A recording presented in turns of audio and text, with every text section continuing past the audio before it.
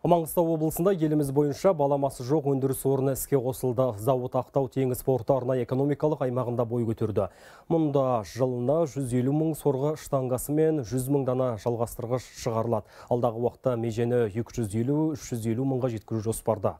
Нысан құрылысына Бәйтерек ұлттық басқарушы холдингі акционерлік қоғамына қарасты Қазақ экспорттық сақтандыру компаниясы қолдау көрсетті. Кәсіпорынның техникалық ашылу рәсіміне қатысқан тілшіміз әңгімелейді.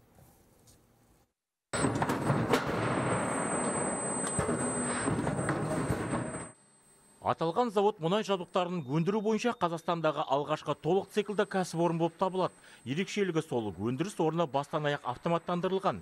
Отандық өнімдер ішкі нарықтағы сұраныстарды қамтамасыз етеді, әрі экспортқа шығарылады. Основные заказчики – это страны Прикаспийского региона, наши соседи, это Азербайджан, Түркменистан. Негізгі тұтынушыларымыз Каспий маңы мемлекеттері. Сорғы штангаларымыздың сапасы Азербайджан, Түркменстан, Ресейде барлық талапқа сәйкес келеді. Әрине жұмыс қуатын арттырып, жергілікті компаниялардың да сұранысын өтейміз. Өйткені мұнайшылар біздің өнімдерімізге аса зәру. Бүгінгі күнге өндіріс көлемінен асатын тапсырыстар келіп түсті.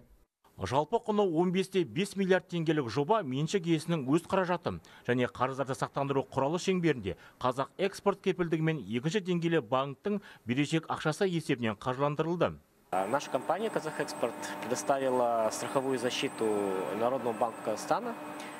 Біздің компания Халық банкіне 10 миллиард теңге көлемінде сақтандыру қорғанысын ұсынды. Өз кезегінде Қазақстандық қаржы институты нысан құрылысына қолдау білдірді. Енді бұл компанияның айналым капиталын қаржыландыру үшін жоғарыда айтылған соманы көбейту жолдары қарастырылып жатыр.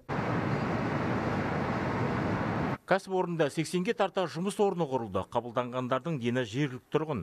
Соның 20-сы көрші елде кәсіби біліктілік арттыру курсының оқып жатыр. Талғат Исламұлы, Ренат Досалиев, Маңғыстау облысы, Хабар 24.